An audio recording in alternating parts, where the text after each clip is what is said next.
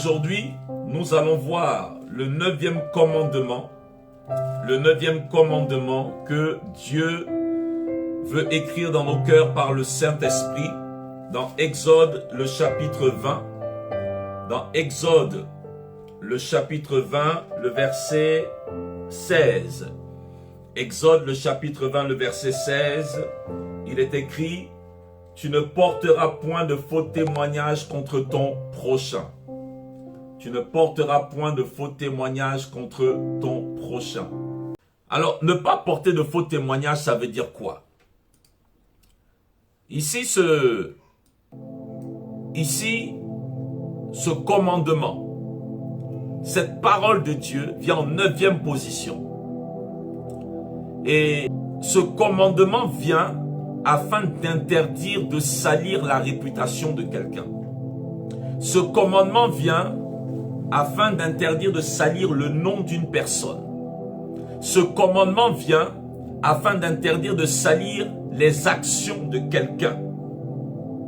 Ce commandement vient afin de régir la vie civile, la société civile, lors d'un jugement, lors d'un tribunal. Dieu veut que tout se fasse dans la vérité. Dieu ne veut pas de mensonges, Dieu ne veut pas de calomnie, Dieu ne veut pas de faux témoignages. Ce commandement vient afin de régler la vie des hommes dans la justice. Ce commandement vient afin d'interdire toute forme de mensonge dans la société, mais aussi dans le peuple de Dieu, dans son Église.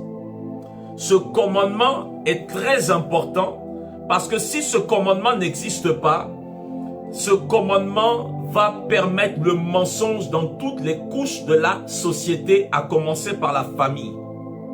Ce commandement est capital parce que lui-même, ce commandement est inscrit dans la conscience de tous les hommes. Il est d'abord inscrit en Dieu lui-même, qui est dans le cœur de Dieu. Il est inscrit par l'existence de Dieu qui est lui-même vérité. Il est inscrit dans la conscience des hommes. Il est inscrit plus tard sur des tables de pierre. Et en même temps, Dieu veut l'inscrire par son Saint-Esprit dans nos cœurs. De sorte que nous ne sommes pas seulement au courant que c'est mauvais de mentir, mais que nous aimions la vérité. Que nous ayons l'amour de la vérité. Car une chose est d'avoir la connaissance de la vérité, mais une autre chose est d'avoir l'amour de la vérité. Vous devez savoir que sur cette terre, tout le monde sait c'est quoi la vérité. Vous n'avez pas besoin d'aller à l'église, vous n'avez pas besoin d'acheter une Bible pour savoir c'est quoi la vérité ou c'est quoi le mensonge. Mais pour aimer la vérité, pour être intègre, vous avez besoin d'avoir un cœur, une chair, un sang, un corps, un esprit rempli du Saint-Esprit. Parce que le Saint-Esprit, selon Jean chapitre 16, est appelé l'esprit de vérité que le monde ne peut recevoir. Alors, et qui vient pour nous conduire dans toute la vérité. Et nous avons surtout d'abord besoin de recevoir Jésus-Christ comme Seigneur, parce que Jésus est la vérité. La vérité n'est pas simplement une loi morale.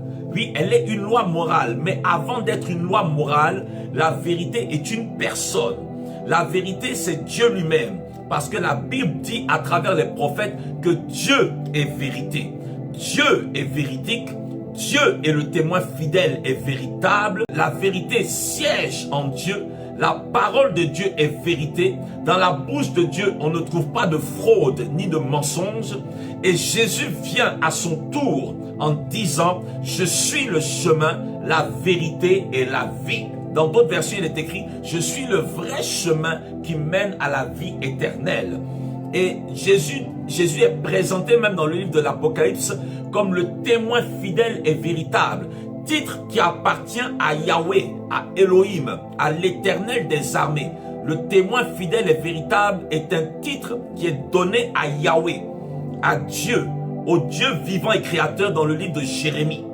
Et témoin fidèle et véritable, parce que Dieu, tout ce que Dieu voit, tout ce que Dieu dit, il le dit dans la vérité. Donc la vérité, avant d'être un concept moral, elle est la personne de Dieu. Elle est la personne de Dieu révélée en Jésus-Christ, qui est Dieu manifesté dans la chair. Et elle est bien sûr un concept moral, mais elle doit aller au-delà d'une connaissance de ce concept moral. Dieu veut que nous ayons l'amour de la vérité.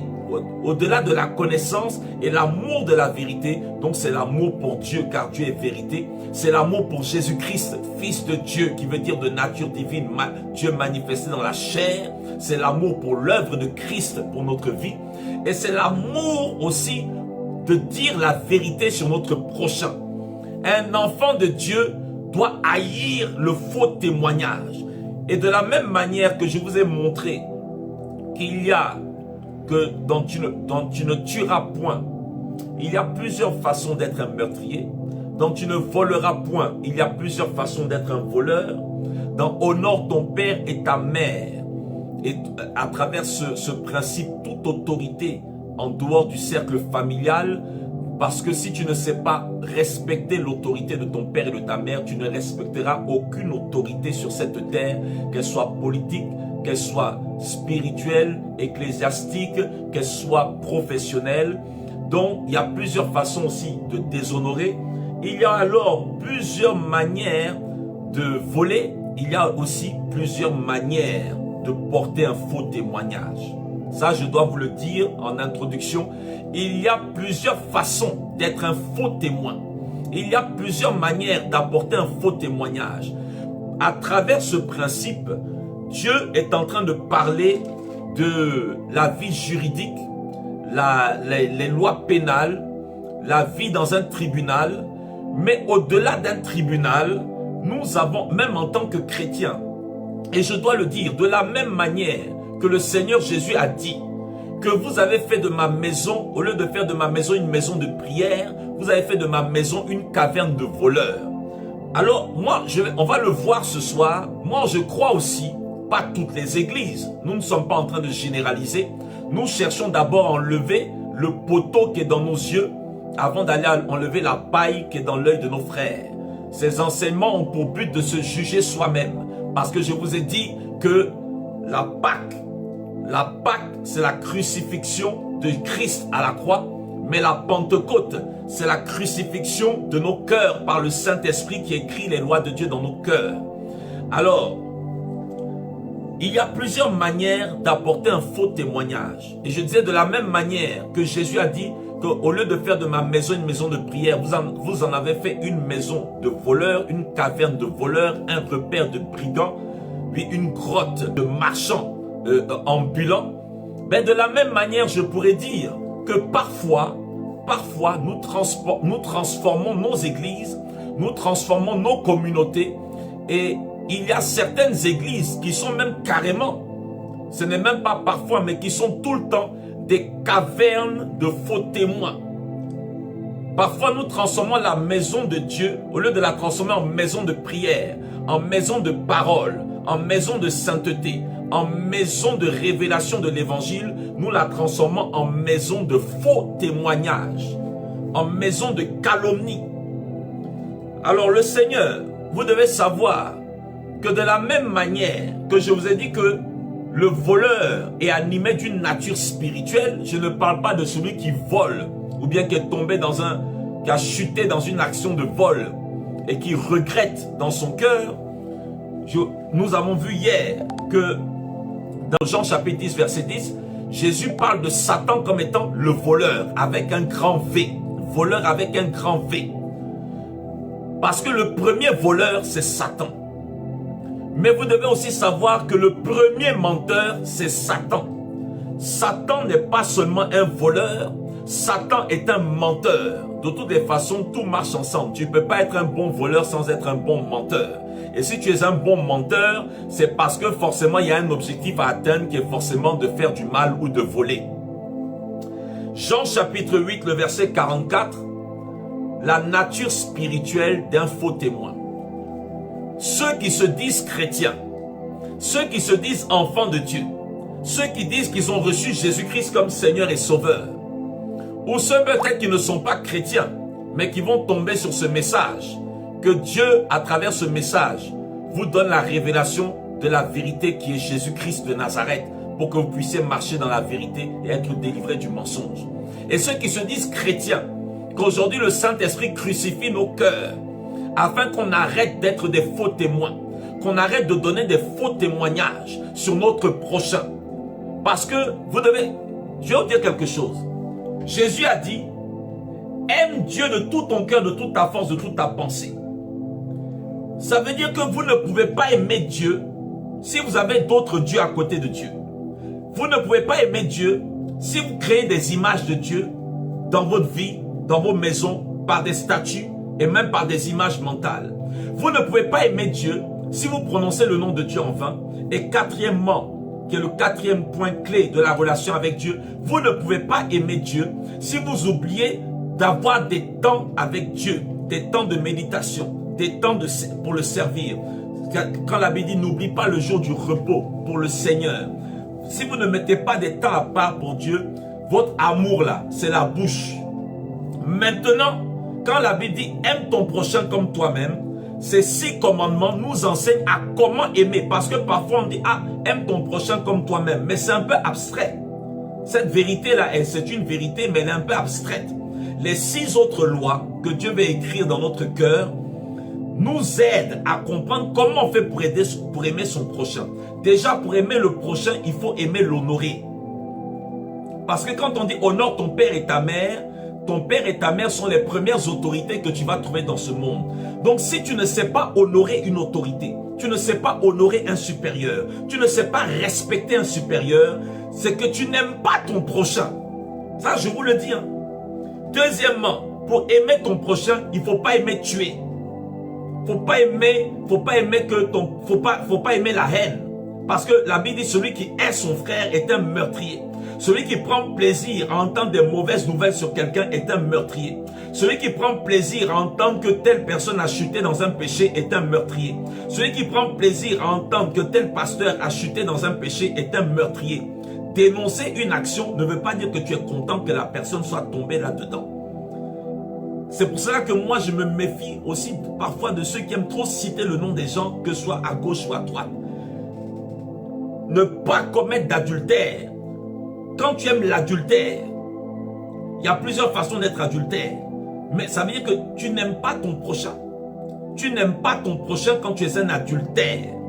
Quand tu voles, tu n'aimes pas ton prochain.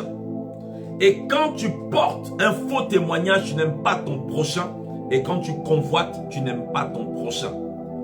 Donc, là où le commandement est abstrait en disant aime ton prochain comme toi-même, il faut aussi comprendre que c'est en pratiquant ça que Dieu verra que tu aimes vraiment ton prochain. Alléluia. Alléluia. C'est pour cela, or il dit comme toi-même. C'est pour cela que même il faut apprendre à t'honorer toi-même. Il faut apprendre à te respecter toi-même. Donc il faut apprendre à te respecter pour que les gens te respectent. Deuxièmement, tu ne tueras point. Il ne faut pas détruire ta vie. Il ne faut pas te maudire. Il ne faut pas te déprécier. Il ne faut pas te suicider. Il ne faut pas prononcer des paroles négatives sur ta vie. Parce que si toi-même tu donnes des paroles négatives sur ta vie, ne compte pas d'abord sur les gens pour venir te bénir. Apprends à te bénir. Apprends à prononcer des bonnes paroles sur ta vie. C'est ça, aimer son prochain comme soi-même. Quand la Bible dit, tu ne commettras point d'adultère. Ah, mais toi-même, respecte ton foyer. Respecte ta maison. La Bible dit, tu ne déroberas point. Toi-même, tu voles ton temps avec Dieu. Les gens, Satan te volera. Bref, donc, il y a une nature spirituelle. Il y a une nature spirituelle derrière le fait de donner de faux témoignages. Si un jour tu as donné un faux témoignage, peut-être dans l'ignorance aussi. Si un jour tu as donné un faux témoignage dans un instant de colère. Mais je parle, vous savez, au milieu de nous, il y a des personnes, ce n'est pas qu'ils donnent un faux témoignage. Au milieu de nous, il y a des personnes qui ont l'habitude de donner le faux témoignage. Dans la vie, partout sur cette terre, il y a des gens, leur vie même est un faux témoignage. Leur témoignage même est un faux témoignage. Leur témoignage même de conversion est faux. Il y a des gens même qui donnent des faux témoignages de bénédiction occulte. Il y a des personnes, même nos autorités présidentielles, même nos autorités préfectorales, même ceux qui nous dirigent dans la nation, parfois donnent des faux témoignages. Parce que c'est la loi du mensonge, le faux témoignage. C'est la loi du mensonge, le faux témoignage. Donc, celui qui aime vivre dans le faux témoignage, il faut savoir que sa vie chrétienne n'est pas une vraie vie chrétienne. Celui qui aime vivre dans le faux témoignage, il n'est pas conduit par le Saint-Esprit. Celui qui aime vivre dans le faux témoignage, il n'est pas contrôlé par le Saint-Esprit. Celui qui aime vivre dans le faux témoignage, il n'a pas les lois de Dieu dans son cœur. Même si le Saint-Esprit est avec lui, même si le Saint-Esprit est sur lui, et même si ça va jusqu'à être en lui, alors il n'est pas rempli quand même. Le Saint-Esprit est en cohabitation, mais à la fin de ta vie, le Saint-Esprit te lâchera parce que tu n'as jamais voulu marcher selon sa loi, selon la loi de Christ qu'il voulait inculquer à ton cœur. Alors Jean chapitre 8, le verset 44, le Seigneur Jésus parle aux pharisiens, dit, vous avez pour père le diable. Donc ceux qui aiment le faux témoignage ont pour père Satan. Et vous voulez accomplir les désirs de votre père. Donc les désirs de Satan, il y a ceux qui ont pour père Dieu en Jésus-Christ, et il y a ceux qui ont pour père Satan. Parce que les pharisiens, là, même s'ils n'étaient pas dans la nouvelle alliance, même s'ils n'avaient pas reçu l'Esprit de Dieu comme nous, les pharisiens quand même allaient prier dans des synagogues pour invoquer l'Éternel. Et ensuite il est écrit, il a été meurtrier dès le commencement et il ne se tient pas dans la vérité. Donc le tout n'est pas d'accepter Jésus-Christ qui est la vérité, mais il faut se tenir dans la vérité. Il faut se tenir dans la vérité de Jésus, c'est se tenir dans les commandements, dans la loi morale de Dieu, et c'est se tenir sur la doctrine, les vraies doctrines, pas les doctrines charnelles, pas les doctrines de démons, pas les doctrines humaines, pas les doctrines des traditions humaines, pas les doctrines où on est chargé d'un zèle excessif pour les traditions de nos pères, mais des doctrines basées sur la parole. Et Jésus dit, parce qu'il n'y a pas de vérité en lui, donc il y a des hommes qui n'ont pas de vérité en eux. Il dit Jésus, mais ils n'ont pas de vérité en eux. Parce que tout le monde peut dire Jésus, mais est-ce que tu l'as reçu dans ton cœur? Est-ce que tu l'aimes? Et Jésus dit, lorsqu'il profère le mensonge, lorsque Satan profère le mensonge, il parle de son propre fond. Car il est menteur et le père du mensonge. Vous entendez? Car il est menteur et le père du mensonge. Donc mentir, à la base, l'homme et la femme ne devaient jamais mentir. L'homme et la femme ne devaient jamais mentir. Le mensonge est rentré dans nos cœurs, dans nos bouches, sur la porte de nos lèvres, à cause de la chute adamique. Sinon, à la base, nous avons été créés pour dire que la vérité. Mais aujourd'hui, on ment parce que parfois on a peur. Parfois, il y a des mensonges parce qu'on a peur. Ça, c'est pas le faux témoignage, mais le mensonge en général. Parfois, on ment parce que, je sais pas, on veut se donner des apparences. Parfois, on ment parce qu'on veut se faire respecter. Et Jésus, et donc celui qui ment, il a la nature du serpent. Quand vous lisez Genèse chapitre 3, verset 4, Satan est venu, il dit à Ève, c'est faux, Dieu a menti. Regardez, il dit Dieu est menteur alors que c'est lui qui ment. Il dit non, c'est pas vrai. Si vous mangez du fruit de l'arbre de la connaissance du bien et du mal, vous ne mourrez pas. Il a commencé à mentir, à mettre son venin. C'est pour ça que quand vous lisez la Bible, Matthieu 12, verset 34, quand Jésus va enseigner que la bouche parle de l'abondance du cœur, mais plus haut, vous allez voir que dans Matthieu 12, en fait, il a encore pris à partie par les pharisiens et il va dire aux pharisiens, race de vipères. Donc, un homme qui ment, c'est une vipère selon Dieu. De la même manière que le serpent, que Satan est rentré dans un serpent, la Bible dit, les hommes qui aiment mentir, ce sont des vipères. Les hommes qui aiment donner des faux témoignages, ce sont des vipères. Ceux qui aiment la vérité de Dieu, là, ce sont des agneaux aussi pour Dieu. Ce sont des lions pour Dieu. Mais ceux qui aiment mentir sont des vipères. Donc l'objectif de Satan, c'est de faire de nous des faux témoins. Or, regardez, Jésus dit, ne bougez pas de Jérusalem jusqu'à ce que le Saint-Esprit soit venu à la Pentecôte et vous serez pour moi des témoins. Or, nous témoignons de qui? De Jésus qui est la vérité. Nous devons témoigner dans la vérité. Mais l'objectif de Satan, c'est de nous faire, c'est qu'on soit des faux témoins. Et au lieu de témoigner de Jésus, Parfois, le piège dans lequel l'église peut tomber, c'est de passer son temps à chercher la paille qui est dans l'œil de quelqu'un. Et c'est souvent, au lieu même, parfois il n'y a même pas de paille, mais on va inventer une paille. Je répète, parfois il n'y a même pas de paille chez un frère ou une sœur. Mais toi, tu cherches à inventer quelque chose sur la vie de quelqu'un pour paraître le meilleur. Exode 23, à partir du verset 1, là le Seigneur va expliciter le commandement de Exode 20. De tu ne porteras point de faux témoignage. Il va donner les lois qui régissent le faux témoignage. Là, l'Éternel va expliquer dans quel cadre il parle de faux témoignage pour la vie de son peuple. Exode 23, verset 1, il est écrit, « Tu ne répandras point de faux bruits. Tu ne te joindras point aux méchants pour faire un faux témoignage. » Vous entendez, il dit, « Tu ne répandras point de faux bruits. » Vous savez c'est quoi un faux bruit? C'est une rumeur sans fondement. Souvent nous avons l'habitude de dire, il n'y a pas de fumée sans feu. Oui, parfois le dicton est vrai. Il n'y a pas de fumée sans feu parfois. Mais qui peut mettre sa main à couper, littéralement parlant, pour dire, ah, je suis convaincu que cette personne a fait ça à 200%. Tu n'étais pas là-bas. Je n'étais pas là-bas. Nous ne savons pas. Nous n'avons pas de preuves en photo, en vidéo. Nous n'avons pas plusieurs témoins oculaires de cette affaire. Et parfois, qu'est-ce qui se passe? Aujourd'hui, nous sommes dans un monde de rumeurs. Nous sommes dans un monde de paparazzi. Nous sommes dans un monde du virtuel. Aujourd'hui, avec même les réseaux sociaux, les médias sociaux, on ne sait même pas qu'est-ce qui est vrai, qu'est-ce qui est faux. Disons-nous la vérité. On ne sait même pas qu'est-ce qui est vrai, qu'est-ce qui est faux. Parfois, nous recevons même des informations, des vidéos, des textes dans nos messengers, dans nos WhatsApp. On ne sait pas d'où ça sort. Et on se met à partager ça sur nos pages. Or, la Bible dit, tu ne répandras pas de faux bruits. Un faux bruit, c'est une rumeur non fondée. C'est une rumeur sans preuve.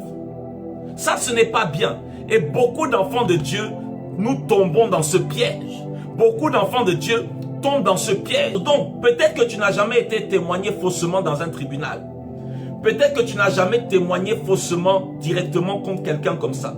Mais réfléchissons au nombre de fois où nous avons colporté des mauvaises nouvelles sans savoir à 100% si c'est vrai ou si c'est faux. Déjà, rien que parce qu'un doute subsiste dans une portion de ton cœur, selon la Bible, tu n'as pas le droit de faire ça. Est-ce que ça te ferait plaisir?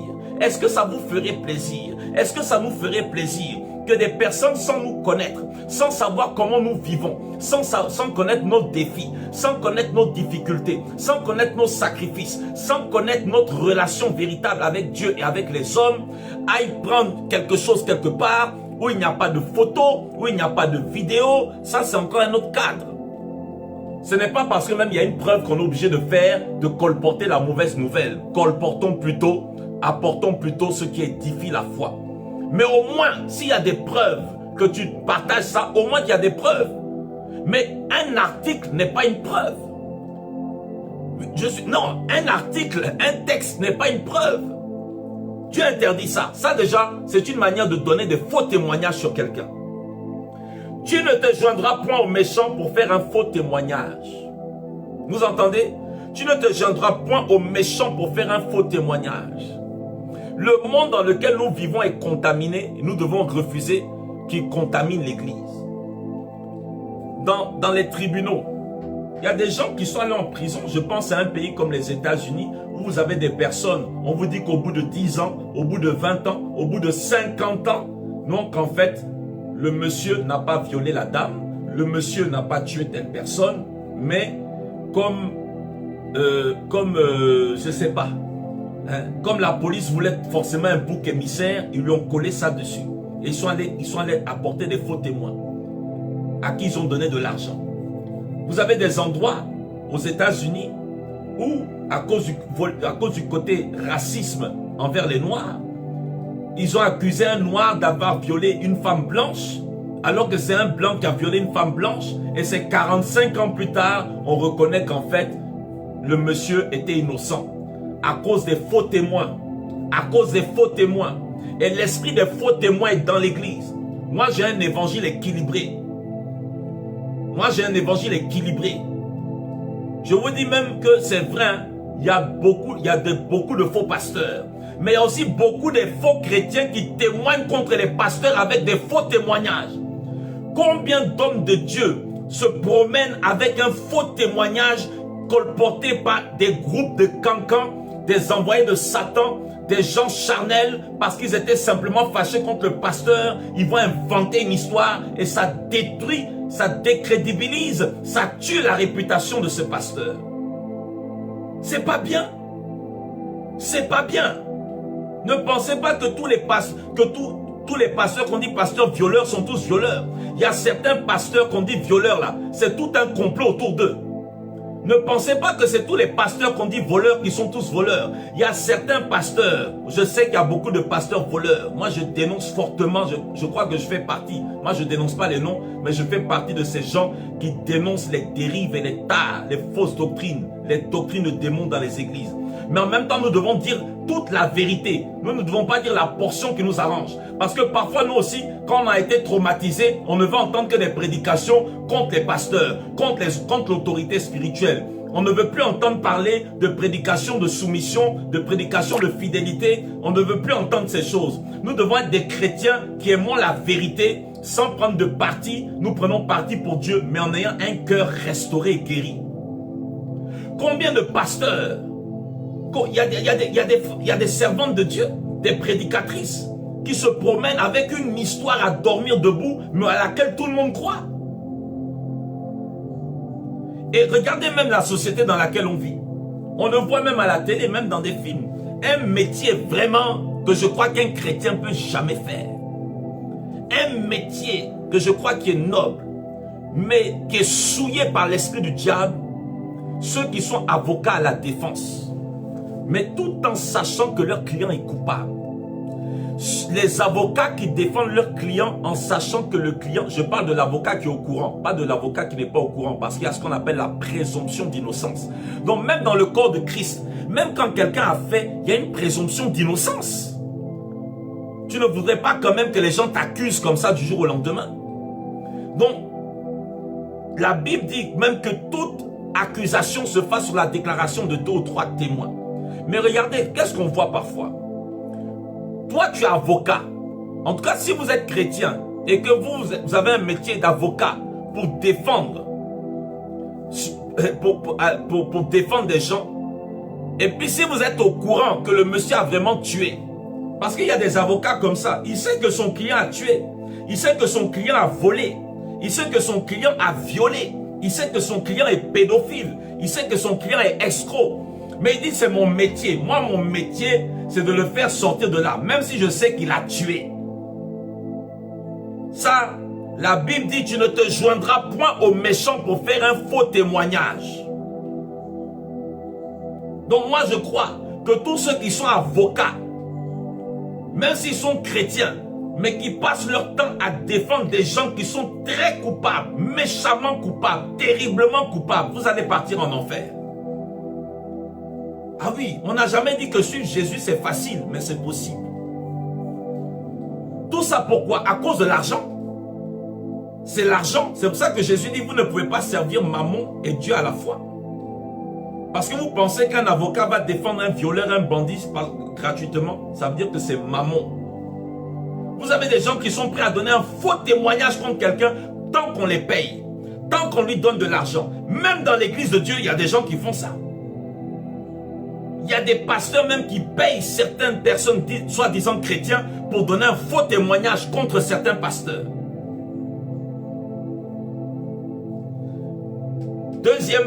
Une autre loi, une troisième loi autour de la fausse accusation. Tu ne suivras point la multitude pour faire le mal, et tu ne déposeras point dans un procès en te mettant du côté du grand nombre pour violer la justice. Troisième principe, pour ne pas donner de faux témoignages, ce n'est pas parce que tout le monde dit quelque chose que c'est forcément vrai. Donc ici, Dieu demande, si un jour, tu es parmi les jurés dans un tribunal, si tu sais en ton âme et conscience que ce que tout le monde va dire est faux, toi il faut dire la vérité. Même si c'est ce que le grand nombre, même si c'est la voix du grand nombre qui va passer, au moins, faut pas qu'un truc comme ça t'amène en enfer. Même dans l'église, nous avons même des prédications qui sont à la mode. Ce n'est pas parce qu'une prédication est à la mode, c'est pas parce qu'une prédication est reprise forcément par le plus grand nombre que ça veut dire que cette doctrine est de Dieu. C'est pas parce que tout le monde prêche la dîme, que la dîme là. C'est pas parce que le plus grand nombre a récupéré ça que ça veut dire que nous allons aussi dire que oui, un chrétien qui ne paye pas sa dîme est maudit. Non. Tout ce que nous devons dire là, on doit l'appuyer sur la parole de Dieu avec une sainte conviction, avec une sincérité de cœur devant les Écritures. Et verset 3, tu ne favoriseras point le pauvre dans son procès.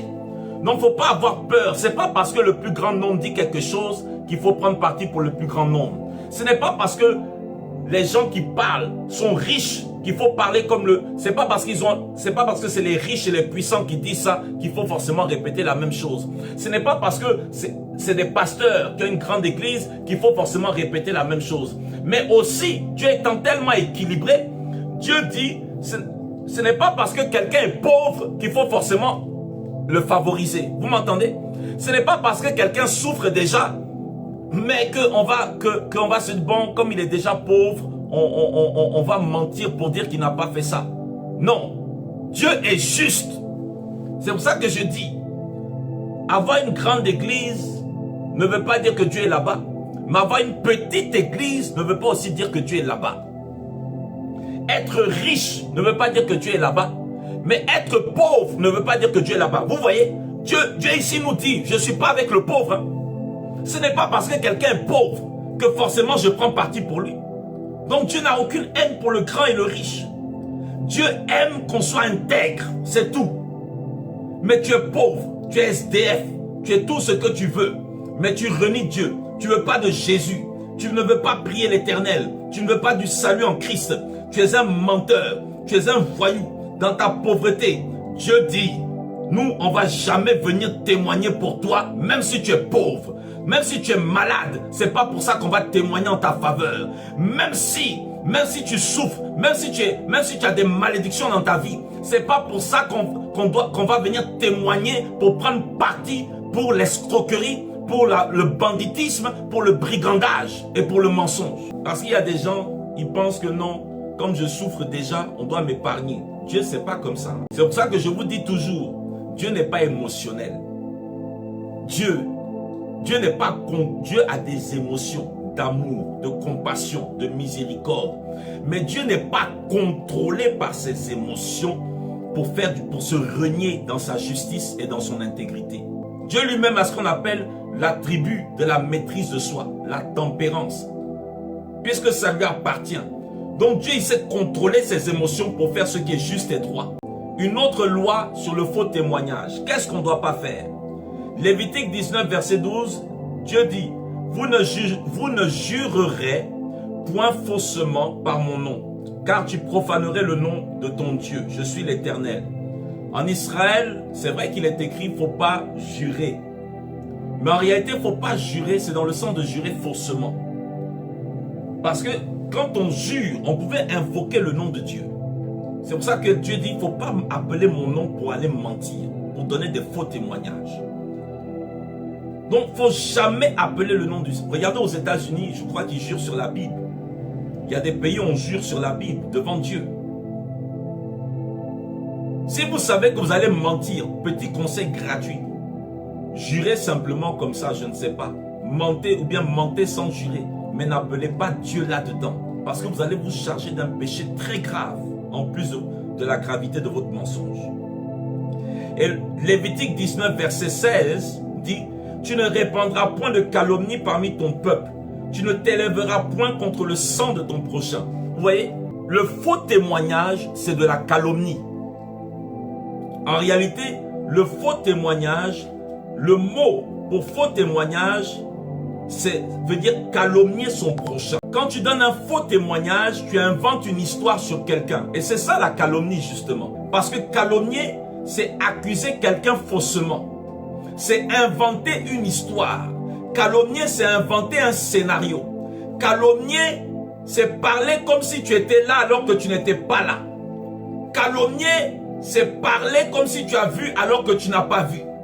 Calomnier, c'est inventer un film, un feuilleton, une série télé sur la vie de quelqu'un et tu déposes ça sur sa vie.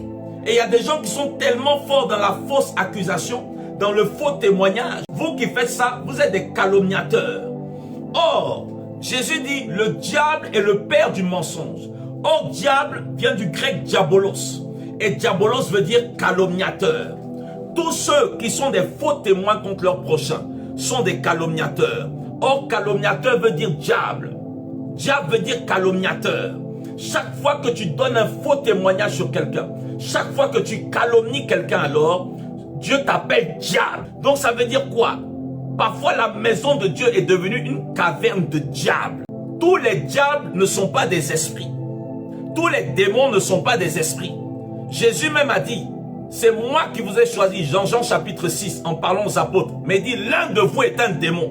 Tous ceux qui se disent chrétiens et qui aiment donner de faux témoignages, qui aiment envoyer les rumeurs à gauche, à droite, qui aiment parler sans vérification, qui aiment trop parler sur les gens, qui aiment inventer des histoires sur les gens, vous êtes des diables. C'est pas moi qui le dis, hein, c'est Jésus. Jésus nous enseigne qu'un homme peut arriver à la dimension de Satan, de la calomnie. Donc on t'appelle diable, puisque diable veut dire calomniateur. C'est parce que le mot n'a pas été traduit. Sinon diable ça veut dire calomniateur. Diable ça veut pas dire quelqu'un qui est assis sur un trône en enfer avec un feu satanique. Diable ça veut dire calomnier, c'est tout. Le mot diable veut dire accuser faussement. Le mot diable veut dire témoigner faussement. Donc quand Dieu dit tu ne porteras pas de faux témoignages, ça veut dire ne fais pas comme le diable, ne fais pas comme Satan, ne fais pas comme le père du mensonge. Parce que quand tu donnes un faux témoignage, donc tu reconnais inconsciemment ou consciemment que tu n'es pas un fils de Dieu, tu es un fils de Satan. Qui n'a jamais partagé une nouvelle sur quelqu'un?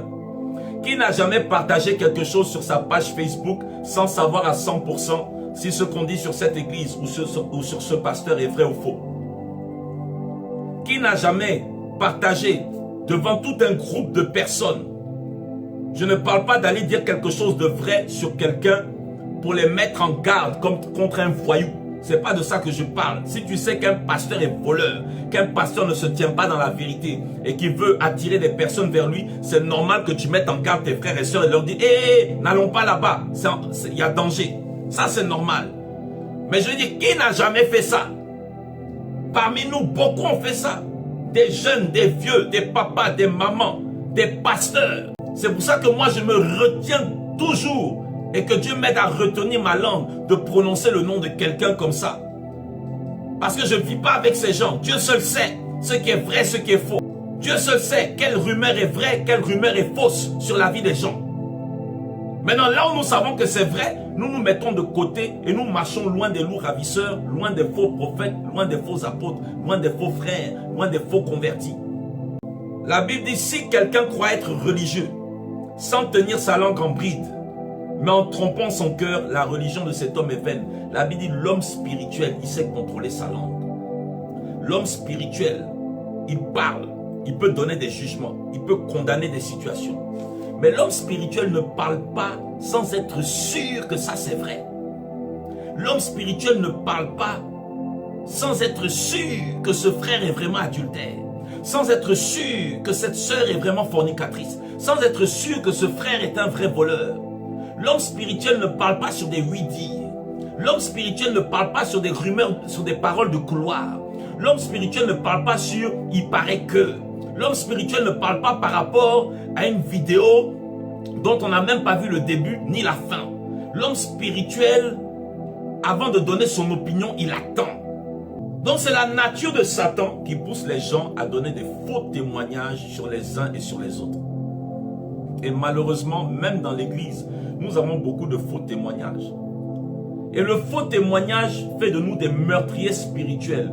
Parce que quand quelqu'un qui est faible dans la foi, quelqu'un qui est nouveau dans la foi, quelqu'un qui est nouveau dans une église, quelqu'un qui est nouveau dans le Seigneur, ou quelqu'un qui est ancien dans le Seigneur mais qui est faible, parce qu'il y a des gens qui sont anciens mais ils sont faibles psychologiquement, et ils entendent que vous êtes en train de raconter des choses sur eux, eux-mêmes ils savent que c'est faux, mais ça va tellement les blesser, tellement leur faire mal, ils peuvent se retirer de la foi.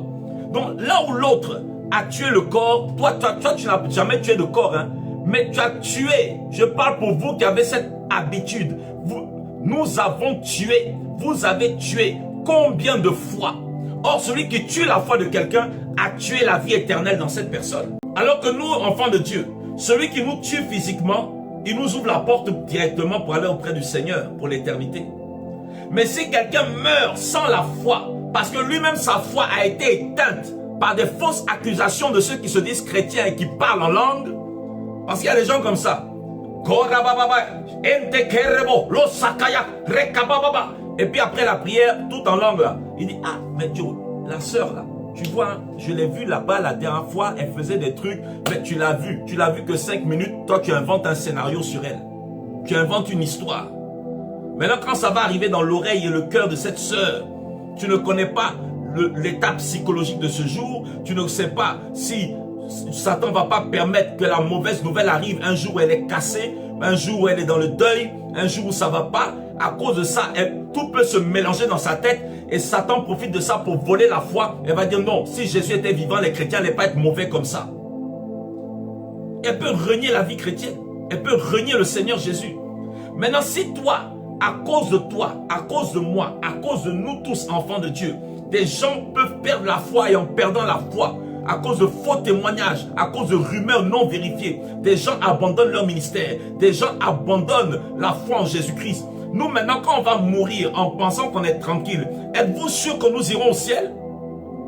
Êtes-vous sûr qu'en ayant tué la foi de beaucoup de gens, or la Bible dit dehors les meurtriers. Il y a des personnes, au jour du jugement, elles seront surprises, au jour de leur mort, que l'Éternel leur interdise d'entrer dans son paradis, parce qu'ils vont dire non, toi tu es un meurtrier, toi-même tu vas, mais j'ai tué quand? Et le Seigneur dira, chaque fois que tu as donné un faux témoignage, chaque fois que tu as transféré des messages par ton Facebook, par ton téléphone, non vérifiés, des messages dont on ne savait même pas l'origine, la source. Chaque fois que tu allais parler, chaque fois que tu as inventé quelque chose sur quelqu'un parce que tu étais fâché, tu as tué sa foi et les tueurs ne rentrent pas dans le royaume de Dieu. Parce qu'un homme c'est plus que sa chair, c'est son cœur et son esprit. Parce qu'il y a des gens, ce ne sont pas des tueurs de chair, mais ce sont des tueurs de foi. Il y a des gens, ce ne sont pas des tueurs de corps, mais ce sont des tueurs de cœur. Une calomnie, une fausse accusation, ça atteint l'honneur et la dignité de quelqu'un. Non seulement vous tuez la foi, mais celui qui aime le faux témoignage, il tue aussi la dignité. Il tue le respect. Quand vous donnez un faux témoignage, vous commencez à transférer une rumeur. Si elle est vraie, bon, la Bible dit l'homme va récolter ce qu'il a semé. Mais si c'est faux, tu as peut-être enlevé la dignité de quelqu'un qui ne le méritait pas. Il y a des gens, à cause de leurs actions, ils perdront leur dignité. Mais imagine, tu as été l'instrument de Satan pour enlever la dignité de quelqu'un. Aujourd'hui, il y a des hommes de Dieu qui ne sont pas respectés. Je ne parle pas de ceux qui ont vraiment fait. Celui qui a vraiment fait, il récolte ce qu'il a semé. Ça ne veut pas dire que Dieu le rejette forcément. Mais il y a des gens, ils n'ont pas fait. Et toi, tu es venu, tu as donné des faux témoignages sur lui. Qu'est-ce qui se passe? Ce faux témoignage fait qu'aujourd'hui, ses enfants ne le respectent plus. Sa femme ne le respecte plus. Sa belle famille ne le respecte plus. Des chrétiens ne le respectent plus. Alors que là où il est assis, il n'a pas fait ce que vous racontez. Il n'a pas fait ce que nous racontons. Est-ce que ça c'est gentil? Est-ce que ça c'est de Dieu? Est-ce que ça c'est normal? Est-ce que vous vous rendez compte de la gravité?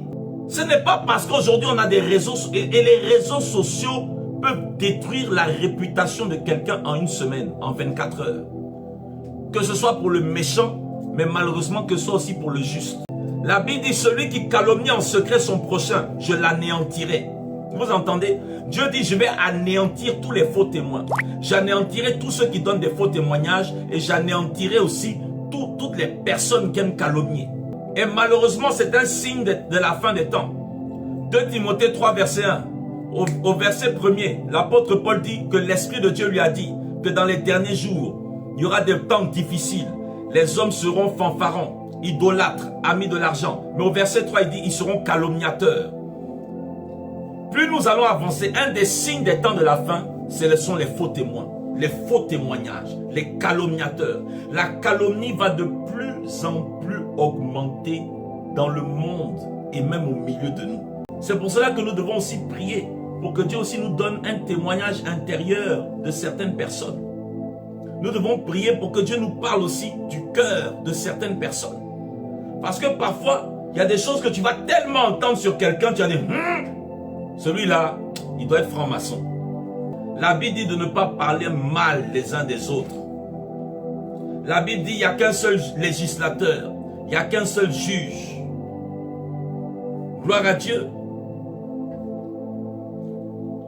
Écoutez-moi, différentes façons dont parfois nous donnons de faux témoignages, même en tant que chrétiens. Quand tu mens, la base du faux témoignage, c'est le mensonge. Écoutez, il y a des gens qui utilisent, il y a ceux qui mentent avec la prophétie. Voici quelqu'un par exemple, on a l'habitude de le dire, mais malheureusement c'est vrai. Tu as vu 2 personnes qui commencent à se fréquenter. Tu as vu 2 personnes qui commencent à discuter ensemble. Tu les croises quelque part. Tu les vois quelque part.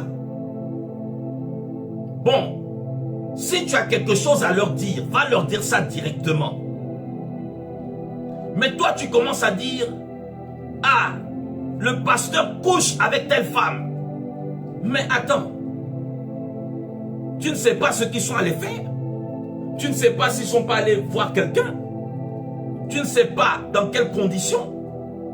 Ou bien tel frère et telle sœur, peut-être qu'ils commencent à avoir une relation, mais ça ne veut pas dire qu'ils ont couché ensemble. Tu les as vus dans la rue.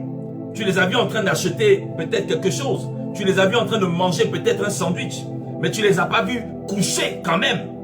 Ça, tes yeux n'ont pas vu. Tes yeux n'ont pas vu. On t'a pas envoyé une cassette vidéo où tu les vois en train de faire ça quand même. Ça, c'est un faux témoignage. C'est méchant. C'est méchant. Et ça casse la foi de beaucoup. Et vous avez des personnes, elles sont tellement audacieuses qu'elles sont comme les prophètes dans le livre de Jérémie.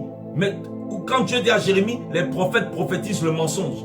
Il y a des personnes qui sont là. Ainsi parle l'Éternel. Repens-toi. Sors du péché. Repens-toi. Oui, on aime la sanctification. Mais il ne faut pas inventer des choses. Et même s'ils ont péché, ne va pas faire genre comme si tu es en transe. Caca. Parce que peut-être tu avais une chance sur 2. Et même s'ils ont péché, tu n'es même pas sûr. Même s'ils ont couché ensemble, tu n'es pas sûr. Donc laisse Dieu. Dieu t'a rien dit. Ne mélange pas tes soupçons, tes intuitions avec une révélation. Tout ça peut-être parce que ça t'énerve. Tout ça peut-être parce que, je ne sais pas, chacun a ses arguments. On n'utilise pas la prophétie pour venir dire pour venir accuser quelqu'un. On utilise, même si quelqu'un est sorcier, si ce n'est pas Dieu qui t'a dit qu'il est sorcier, n'utilise pas la prophétie. Parce qu'il y a toujours des gens, quand on se met à prophétiser ainsi par l'Éternel, il y a toujours des gens qui vont se dire, oh, Dieu a parlé, c'est que le gars est vraiment sorcier. Dieu a parlé, c'est que le gars est vraiment adultère. Dieu a parlé, c'est que le gars est vraiment mauvais. Mais oui, comment vous allez rattraper ça? Et après, vous avez des personnes, non, j'étais dans mes émotions.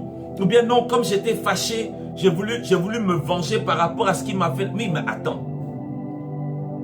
Déjà, la Bible dit, tu ne te vengeras point. Et même quand tu veux te venger, pourquoi tu mets le nom de Dieu dedans? La Bible dit, tu ne prendras point le nom de ton Dieu. Et puis, troisièmement, tu es obligé de mettre les choses en prophétie. Parce que même demain, quand on va commencer à dire, oui, la personne a menti, les personnes qui étaient là ce jour-là, est-ce qu'on peut retrouver toutes les personnes qui étaient là le jour où tu as prophétisé au culte, ou bien le jour où tu as prophétisé quelque part? Est-ce qu'on peut retrouver toutes ces personnes? Ou bien le jour où tu as fait une prophétie, une vidéo, tu as prophétisé. Est-ce qu'on peut retrouver toutes les personnes qui étaient connectées à cette vidéo ce jour-là? On ne donne pas de fausses accusations par prophétie. Même quand une accusation est vraie, si ce n'est pas Dieu qui te parle, même quand elle est vraie, tu n'as pas reçu ça par prophétie, tais-toi. Dis simplement, j'ai été témoin.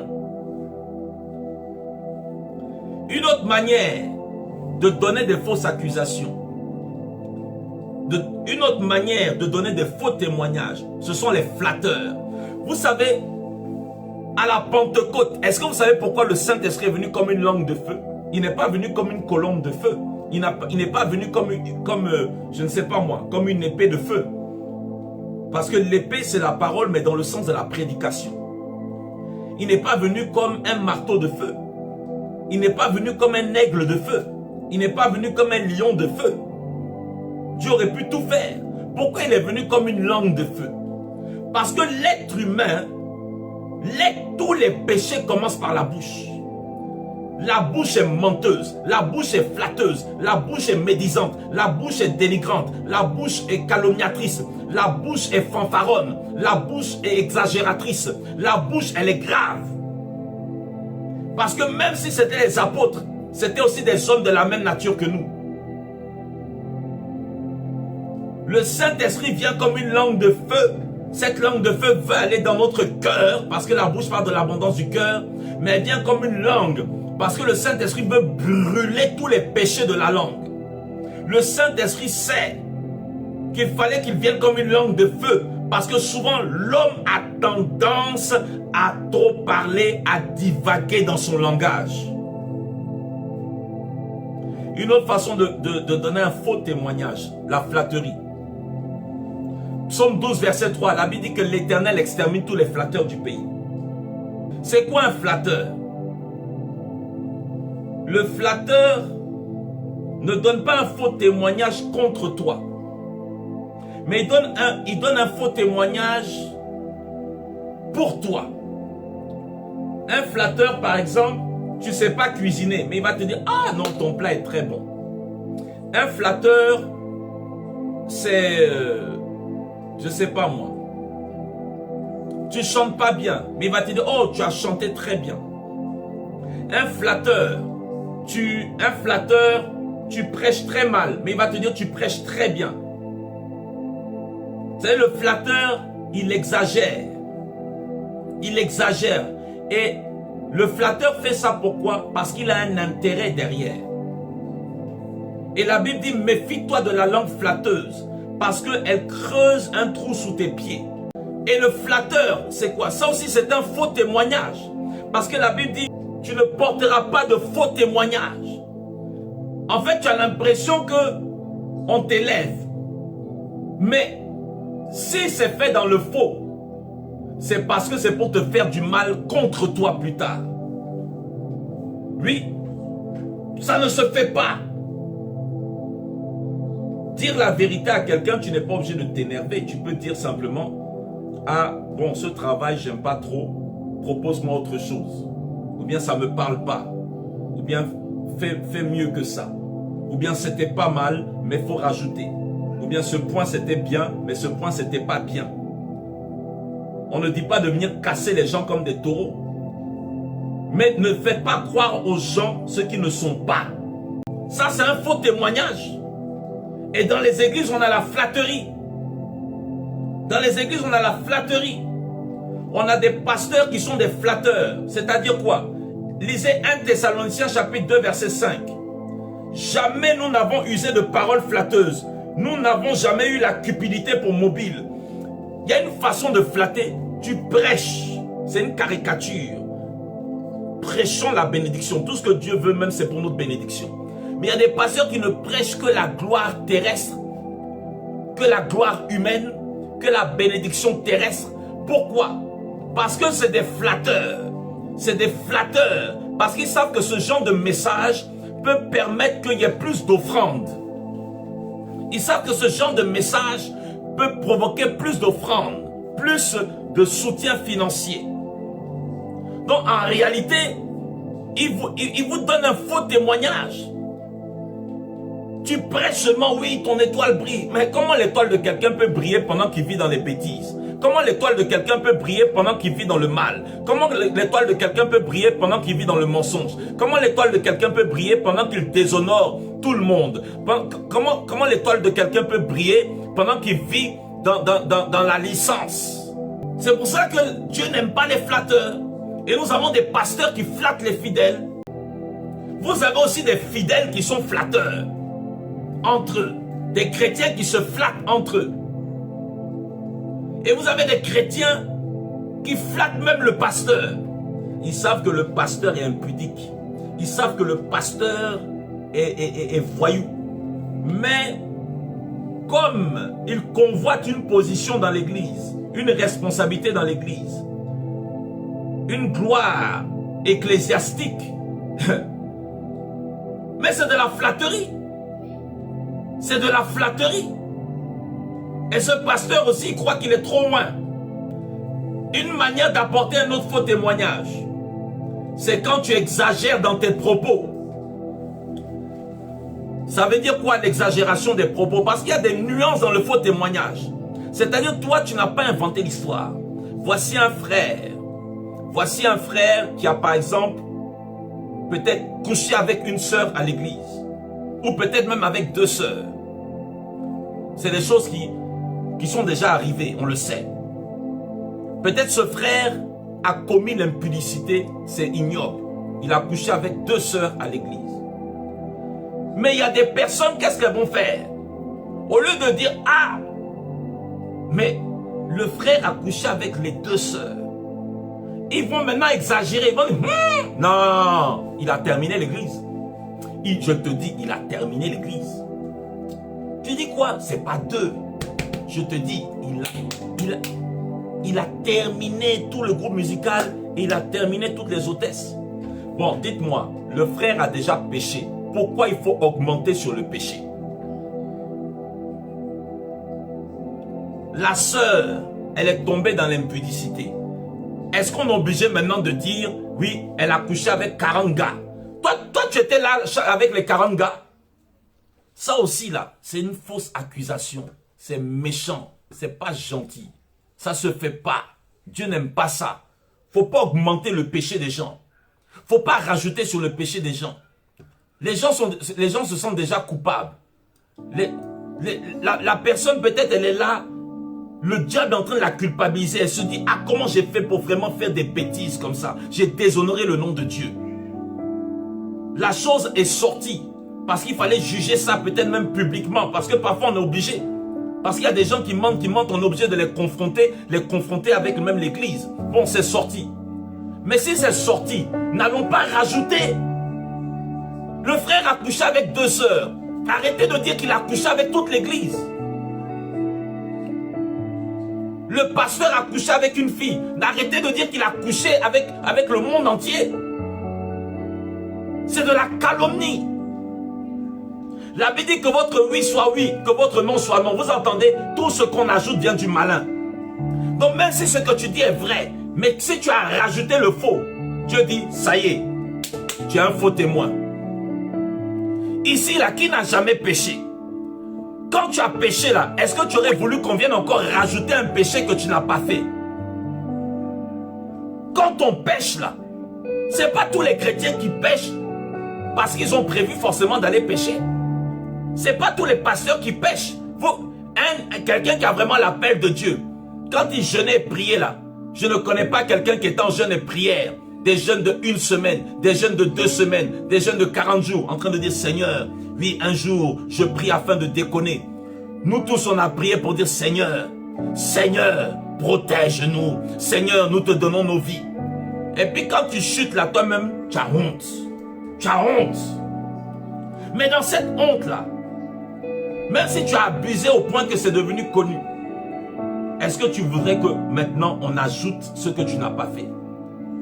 Si quelqu'un a fait l'impudicité, n'allez pas rajouter qu'il est voleur. Si quelqu'un est voleur, il n'a que volé, arrêtez de dire que, ah, en plus il a fait l'impudicité. Ça ne se fait pas. On est déjà chargé de péché. Pourquoi rajouter des péchés sur les gens? Nous-mêmes, nous sommes chargés de péché. Si on vient nous rajouter des péchés qu'on n'a pas fait, comment on va faire? Imaginez que sur la montagne de péché qui est en nous là, Dieu vient déposer encore d'autres péchés.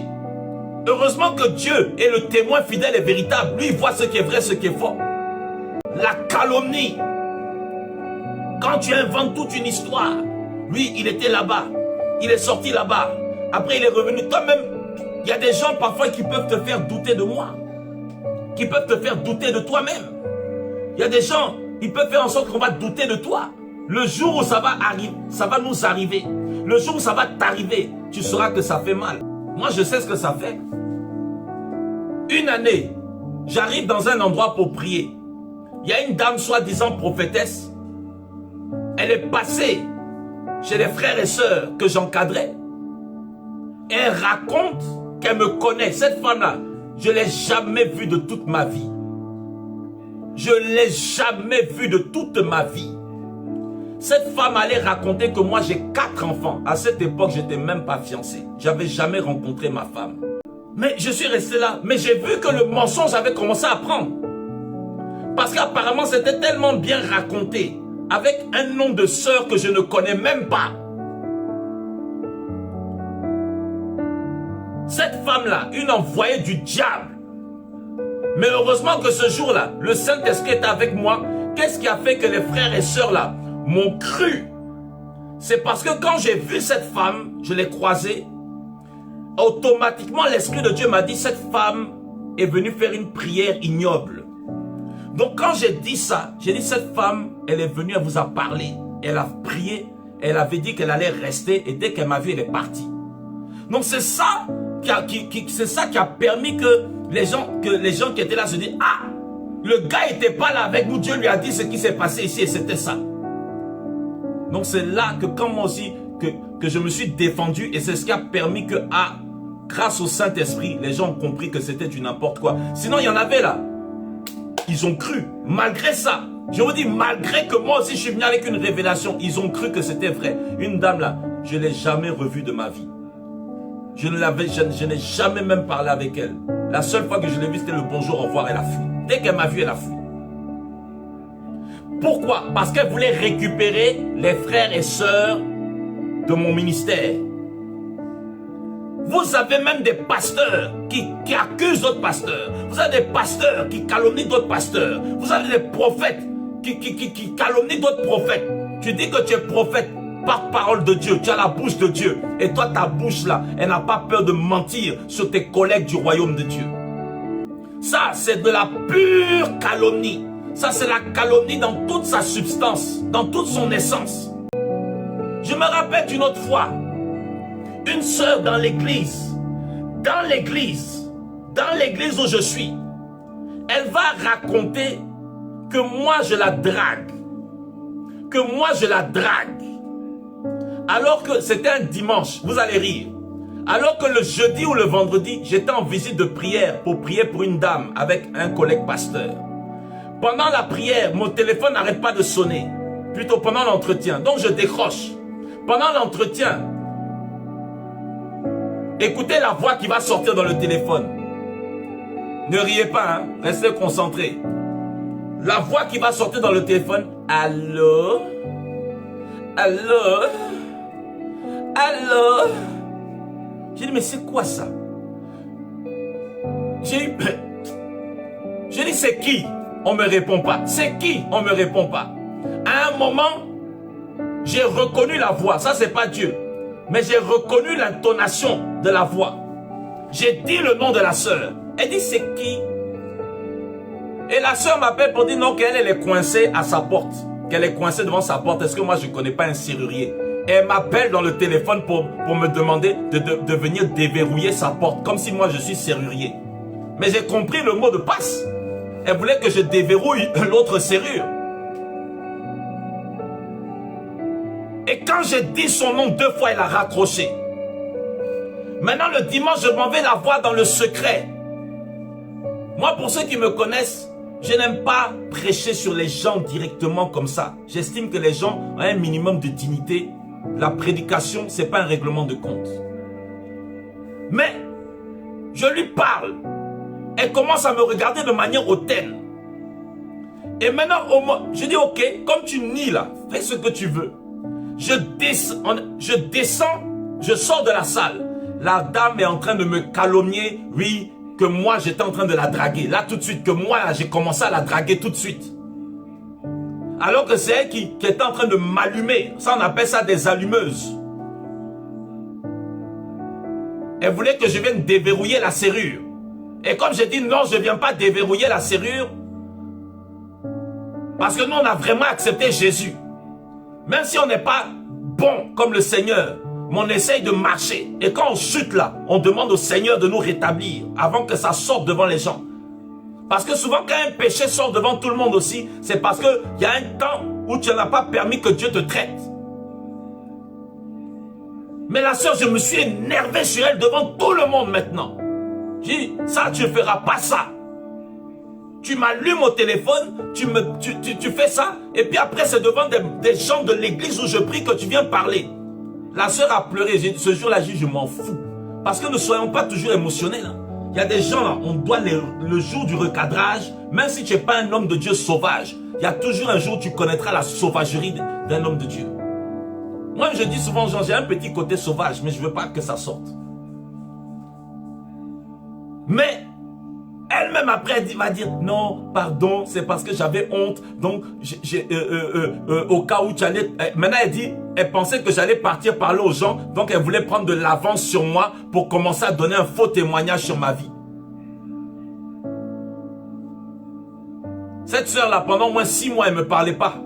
Tellement elle avait honte. Parce qu'elle ne s'attendait pas à ce que je craque comme ça devant tout le monde. Je me rappelle d'une sœur qui travaillait responsable à l'église à mes côtés et qui disait aux gens de ne pas venir aux réceptions de délivrance que j'organisais tous les samedis, parce que quand moi je vais leur imposer les mains, je vais leur transmettre un esprit impur, que c'est Dieu qui lui a révélé ça. Pendant au moins 5 mois, je m'assois à 9 h jusqu'à 13 h, je reçois que 1 ou 2 personnes. Je ne comprends pas. C'est Dieu qui va me parler pour dire la calomnie est dans l'église. Donc bien aimé, c'est pour dire quoi? Que moi quand je dénonce les dérives, les fausses doctrines, c'est pas parce que je ne sais pas ce qu'on appelle fausse accusation. Une autre fois, je me rappelle, quelques semaines avant mon mariage, il y a une soeur qui allait dire qu'elle et moi on sort ensemble. Si ma fiancée était bête, elle allait croire. Et on a voulu me convoquer au siège principal pour dire que je vais détruire l'œuvre. Et tout était faux. Une autre fois, il y a un frère. Il allait raconter que moi, j'étais avec une sœur et que j'ai tapé une crise de jalousie. Je fouille dans toute ma mémoire, je ne vois pas de quoi ils sont en train de parler. Non, mes amis, je ne suis pas le... Je sais que ça, il y a ce venin au milieu de nous. C'est pour vous dire, moi, je ne vais pas jouer la politique de l'autruche pour dire non, tous les pasteurs, non pas, il y a beaucoup de faux pasteurs au milieu de nous. Il y a beaucoup de faux prophètes. Que Dieu marque la distinction. Il y a beaucoup de folklore. Que Dieu arrête le folklore. Mais, il y a aussi beaucoup de faux témoignages sur des frères, des sœurs, des diacres, des anciens, des prophètes, des apôtres, des prophétesses. Il y a beaucoup de mensonges. Il y a des chrétiens parfois, quand tu les recadres, quand tu les engueules un peu, leur travail, ils ont un petit esprit de mensonge et de vengeance. Il faut qu'ils appellent quelqu'un pour raconter quelque chose hors contexte ou je ne sais pas, pour créer un prétexte. Et maintenant, l'autre personne qui est là-bas, avec qui tu t'entendais bien, là, elle te voit bizarrement. Tout ça là, parce que même quand vous racontez une conversation, ne retranchez pas, n'ajoutez pas. La Bible dit, mais la Bible dit aussi ne retranchez pas. Parce que le contexte d'une parole est importante. Et nous avons ça dans les églises. Une autre façon de donner un faux témoignage sur quelqu'un, c'est la médisance. La médisance, c'est comme la calomnie, seulement que là où la calomnie est 100% fausse, la médisance est vraie. C'est-à-dire, tu es là comme ça, et puis vous êtes en train de parler de quelqu'un, et puis tu dis, ah oui, ce pasteur, un pasteur totalement impudique, ça fait 15 ans que tu n'as pas vu ce pasteur. En 2000 et 2005, est-ce que ce pasteur n'a pas pu changer? Je dis entre 2020 et 2005, en 15 ans, est-ce que ce pasteur n'a pas pu changer? Une fois, j'étais dans un endroit avec un prophète. Et il y avait une dame, on apprend qu'elle est devenue prophétesse. Gloire à Dieu pour les nouvelles vocations. Ce prophète-là qui dit, ah mais je connais cette sœur, je lui ai imposé la main, elle avait des esprits de masturbation, de fornication. Mais attends, est-ce que tu es obligé de raconter ça? Tout ça on appelle ça du dénigrement. C'est vrai, hein? Ce que tu dis est vrai, mais c'est méchant. Parce que l'homme n'est pas statique. L'homme a l'image, mais l'homme a la ressemblance. Une image ne bouge pas. L'homme, c'est pas un tableau qui ne bouge pas. L'homme, c'est pas une photo qui est figée. Un homme peut être impudique. Un homme peut être mauvais. Un homme peut être voyou. Mais c'était il y a longtemps. Tu n'as plus de rapport avec cette personne. Tu ne pries plus avec cette personne. Tu ne fréquentes plus cette personne. Ne fais plus référence à ce que tu as vécu avec cette personne parce que tu ne vis plus. Peut-être que cette personne est toujours comme tu l'as laissée. Mais peut-être qu'elle n'est plus comme tu l'as laissée. De l'eau a coulé sur le pont. Arrête de ressasser dès que tu vois quelqu'un que tu connais ou que tu ne connais pas. Tu es là en train de rappeler les erreurs, les tares, les défauts, les péchés de la personne. Des péchés qui datent d'il y a des années en arrière, de Mathusalem. Des péchés qui datent des débuts de conversion. Des péchés qui datent de début de ministère. Des péchés qui datent d'il y a 10 ans, 20 ans. Est-ce que nous, on apprécierait qu'on ressorte les vieux dossiers de péchés qu'on n'a plus fait depuis 20 ans? Même si on a fait, c'est bon. C'est bon. Ça aussi là, c'est un faux témoignage. Pourquoi c'est un faux témoignage? Parce que ce que tu dis est vrai, mais c'est vrai pour le passé. Ce n'est plus vrai pour le présent. Je répète. Même si cet homme, ce frère était impudique, même s'il a commis, même s'il a couché avec 20 sœurs à l'église, mais c'était il y a 15 ans en arrière. Peut-être depuis au moins 14 ans, il n'est plus la même personne. Il a prouvé devant Dieu et devant les hommes qu'il a changé. Mais comme tu ne côtoies plus cette personne, toi tu parles encore de l'impudique. C'est méchant. Parce qu'en parlant de quelqu'un comme ça, ce témoignage est vrai pour son passé, mais pour son présent, ce n'est plus vrai. C'est pour ça que Dieu s'appelle « Je suis ». Dieu ne s'appelle pas « J'étais ». Il était, il est, il vient, mais il s'appelle « Je suis ». C'est pour ça que le Saint-Esprit vient comme une langue de feu. Il y a beaucoup de choses que Dieu doit brûler dans nos bouches.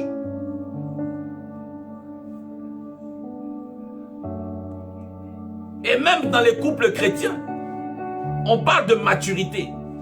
Même dans les couples de pasteurs, de prophètes, d'apôtres.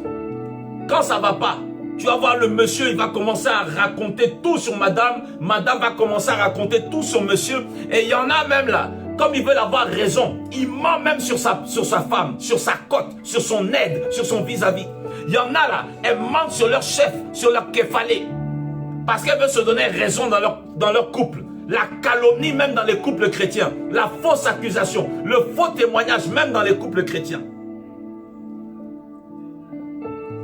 Bien-aimé, tu ne porteras point de faux témoignage contre ton prochain. C'est pas bien. C'est pas bien. Faut qu'on arrête ça. Faut qu'on arrête ça. La Bible dit, la bonne réputation vaut mieux que le meilleur des parfums. Écoutez-moi bien, Dieu travaille avec notre réputation. Dieu travaille avec ta réputation. Vous savez, si vous volez la réputation de quelqu'un, vous détruisez la réputation de quelqu'un, vous détruisez le témoignage de quelqu'un. Mais qu'est-ce qui va se passer? Même si vous pouvez donner 10 millions de dollars à cette personne, 10 millions d'euros, mais vous ne pouvez pas redonner la réputation. Vous ne pouvez pas redonner la confiance que les gens ont perdue à cause de votre bouche. Ça ne se fait pas. Ça ne se fait pas. N'acceptez pas d'argent pour témoigner contre un frère. Même pour témoigner contre un païen. N'acceptez pas d'argent pour témoigner contre un pasteur. N'acceptez pas d'argent pour témoigner contre un prophète. Et puis si vous êtes fâché, n'inventez pas des histoires sur votre prochain, sur votre frère en Christ. N'inventez pas des histoires sur un pasteur parce que vous êtes fâché. Ça je le dis, sœur, si l'homme de Dieu là t'a pas choisi pour femme, arrête d'inventer des histoires sur lui. On sait qu'il y a des hommes de Dieu qui promettent le mariage à 18 sœurs dans l'église. Ça c'est méchant. Mais on sait aussi qu'il y a des sœurs. Vous êtes amoureuses dans votre coin. Quand on ne vous choisit pas là, vous pouvez détruire notre réputation. Vous avez un esprit de Satan. Oui. des pasteurs qui sont tellement jaloux, comme récemment là. Ça c'est encore un autre truc. Hein. Il y a un pasteur qui passe par une prophétie chez un fidèle dans notre église. Et puis, par prophétie, il dit, ainsi parle le Seigneur, que moi je suis un pharaon, j'ai l'esprit de pharaon. Vous voyez, ça c'est ce qu'on appelle témoin. Et celui qui fait ça, il dit qu'il est pasteur. Hein. Celui qui fait ça, il dit qu'il est pasteur. Donc celui qui veut servir Dieu, il doit aussi s'attendre à des faux témoignages. C'est rare que je parle de petits trucs comme ça. Celui qui veut, parce qu'il y a des gens qui pensent que nous on n'est jamais découragés parce qu'on ne nous accuse pas. Il y a des gens qui pensent qu'on n'est jamais découragés parce qu'on ne nous canonie pas. Un homme de Dieu, l'onction là, ça attire des mouches. Mais ne laisse pas les mouches rentrer dans ton huile. Un homme de Dieu attire les moustiques. Un homme de Dieu attire les insectes. Vous voyez une lumière, quand vous mettez la lumière en été là, ça attire tous les insectes. Mais ne laisse pas les insectes tomber dans ta relation avec Dieu. Ne laisse pas les paroles. Si tu sais que ce qu'on dit sur toi est faux, si ce qu'on dit sur toi est vrai, repens-toi devant Dieu. Accepte le châtiment de Dieu et des hommes. Persévère et Dieu va te relever. Sois vrai, ne dis pas que non, j'ai pas fait ça. Si tu as fait qu'on t'a attrapé, dis que tu as fait. Parce que même si tu ne vois pas les effets là, tôt ou tard, là, ça va revenir cette histoire. Mais, quand tu n'as pas fait, ne t'occupe pas de ce qu'on dit de toi. Moi, je vois des gens, ils passent tout leur temps. Oui, on a dit ça, on a dit ça. C'est pour ça que j'ai donné juste quelques exemples. Moi, je ne m'occupe pas, j'ai pas de temps à faire. Tu parles sur moi, tu parles pas sur moi. J'ai pas de temps. Ça, parce que c'est trop d'énergie. Mais c'est pour vous dire, ces choses existent. Et vous qui faites ça, arrêtez. Tu connais quelqu'un qui fait ça, exhorte-le à arrêter. Non, tel pasteur a une bague, tel pasteur a une ceinture, tel pasteur a des lunettes qui coûtent 1000 euros. Est-ce que tu l'as vu escroquer? Maintenant, s'il a escroqué, nous savons qu'il y en a qui escroquent pour faire ça. Mais ce que tu n'as pas vu, abstiens-toi. Que ton oui soit oui, que ton non soit non. Tout ce qu'on y ajoute vient du malin. Parlons sur les choses concrètes. Parlons là où il y a adultère, parlons. Là où il y a homosexualité, parlons. Là où il y a escroquerie, parlons. Là où il y a fausse doctrine, parlons. Là où il y a folklore, parlons. Mais aujourd'hui, tu parles parce que quelqu'un a une coiffure. Tu parles parce que quelqu'un, je ne sais pas, a tel métier. Tu parles parce que tu es fâché. Tu parles parce qu'on t'a dit la vérité de manière sèche. Alors toi là, il faut que tu ailles aussi inventer une histoire pour te venger contre quelqu'un. Tu parles contre quelqu'un parce qu'on t'a payé. Tu parles contre quelqu'un parce qu'on t'a pas choisi comme femme ou mari. C'est pas bien. Tu détruis le témoignage, tu détruis la réputation, tu détruis la crédibilité, tu enlèves l'honneur, tu voles la dignité des gens. Il y a des choses que l'argent ne peut jamais remplacer. Dieu veut consumer dans nos cœurs le faux témoignage et dans nos bouches le faux témoignage. Le Saint-Esprit est venu comme une langue de feu. Ce n'est pas pour qu'on témoigne contre les gens. Ce n'est pas pour qu'on donne des faux témoignages sur les gens. Ce n'est pas pour qu'on dise, ah, je l'ai vu avec un frère ou avec une sœur, donc ils couchent ensemble. On n'a plus le temps pour ces histoires. Jésus revient. Maintenant, s'ils ont fait ça là, il y a une démarche biblique pour les recadrer. Maintenant, le Saint-Esprit est venu comme une langue de feu. La Bible dit quand les langues de feu sont venues, Actes chapitre 2, la Bible dit ils ont parlé en langue. Mais leur parler en langue là, ça a édifié leur foi. Vous qui parlez en langue là, même des parler en langue, on sent maintenant que c'est la tête qui parle. Hein? Toi, ça fait 10 ans que tu es converti, c'est Si tu n'as pas reçu le vrai don du parler en langue, excusez-moi, demandez à Dieu le vrai don du parler en langue. N'allez pas faire des inventions de parler en langue. Parfois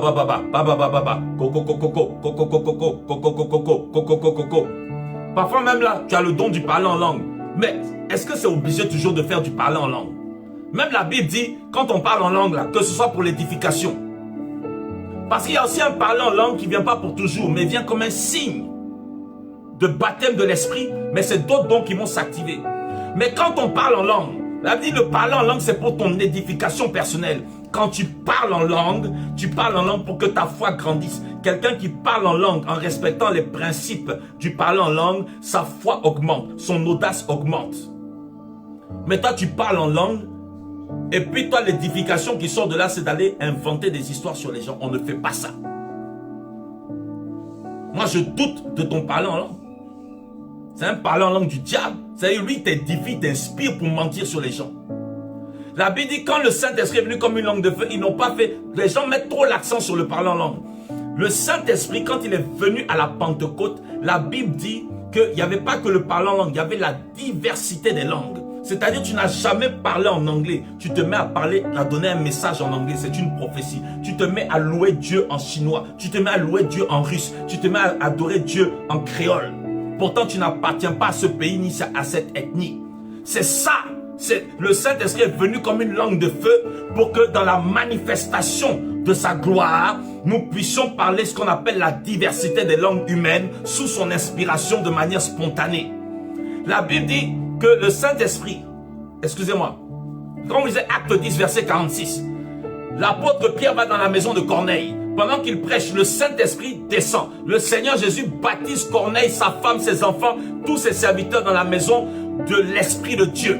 Et qu'est-ce qui s'est passé? Quand l'Esprit de Dieu est descendu, la Bible dit non seulement ils ont parlé en langue, mais ils se sont mis dans leur langue naturelle aussi à glorifier Dieu. Parce que la langue de feu, elle vient pas seulement pour qu'on soit là.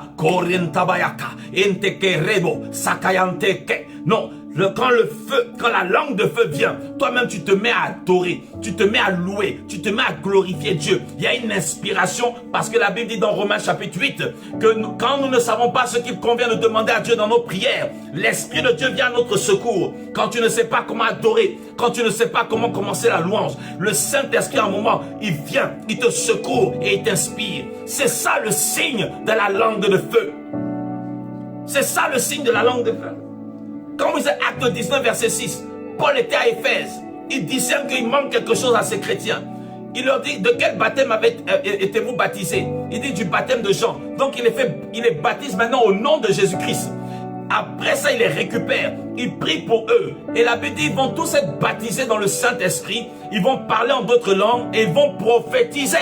Le Saint-Esprit est venu pour que tu prophétises. Or, la Bible dit, la prophétie, elle vient pour édifier, pour consoler, pour exhorter. Dites-moi, il y a quelle édification, il y a quelle exhortation, il y a quelle consolation quand on donne des faux témoignages sur les gens, quand on colporte des choses sur les réseaux sociaux qui sont, on ne sait même pas si c'est 100% vrai ou 100% faux.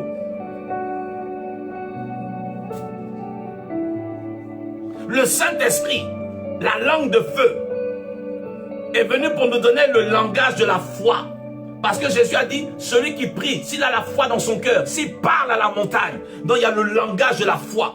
Il y a des plats. Le Saint-Esprit est venu comme une langue de feu, afin que quand tu parleras à la montagne, après avoir prié, la montagne se déplace. C'est pour cela qu'il y a des miracles qu'on ne peut pas voir dans l'église. Même si le pasteur prie, même si l'apôtre prie, même si le docteur jeûne, même si l'évangéliste se consacre, tant que l'esprit de faux, tant que ça là, ça ne dégage pas des églises locales, il y a des miracles qu'on ne va plus voir. Tant que ça ne bouge pas, il y a des atmosphères glorieuses qu'on ne va pas ressentir. Que le Saint-Esprit écrive dans nos cœurs, tu ne porteras point de faux témoignages. Que le Saint-Esprit écrive dans nos cœurs, que la langue de feu vienne brûler tous les péchés de la langue. Il y a d'autres péchés de la langue. Mais là, j'ai parlé des péchés de la langue liés au faux témoignage. C'est pour ça qu'il est venu.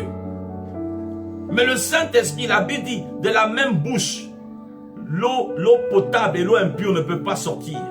La Bible dit, par la même bouche, nous bénissons l'Éternel Dieu, notre Créateur. Par la même bouche, nous maudissons.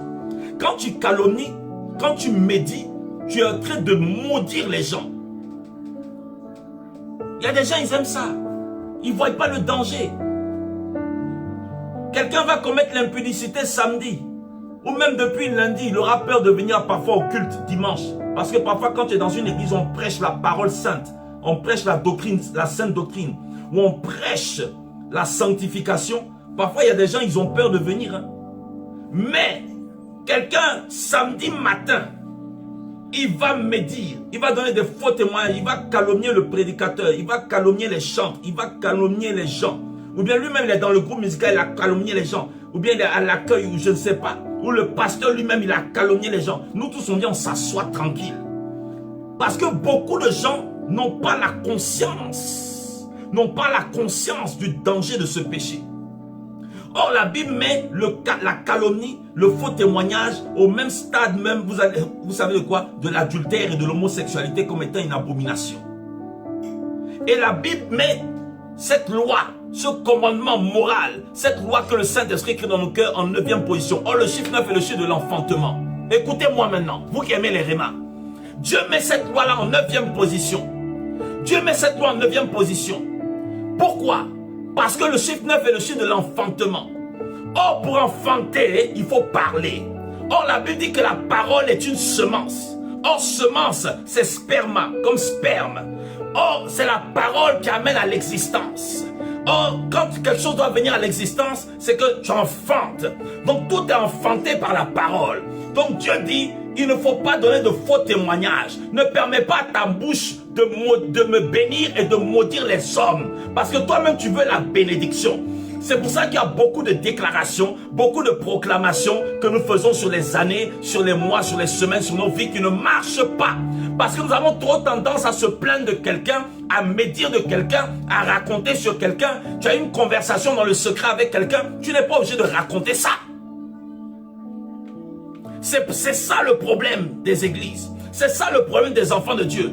Parce que Dieu met cette loi en 9e position. Quiconque aime la proclamation, quiconque comprend que Dieu amène tout à l'existence par sa parole, doit se détacher du faux témoignage, doit détacher sa langue de la calomnie. Tu dois détacher ta langue et ton cœur du mensonge. Tu dois détacher ta langue et ton cœur de la médisance, afin que ta langue entre dans la révélation, le mystère et la puissance du chiffre 9, afin que ta langue soit une langue d'enfantement. Mais si ta langue prend plaisir à la médisance, la calomnie, au faux témoignage, elle ne pourra pas enfanter selon le Seigneur. Que Dieu vous bénisse. Que Dieu te donne une langue de feu, une langue d'enfantement, une langue qui enfante les miracles au lieu d'enfanter les faux témoignages. Une langue qui enfante les prophéties au lieu d'enfanter la calomnie. Une langue qui enfante la guérison au lieu d'enfanter la flatterie.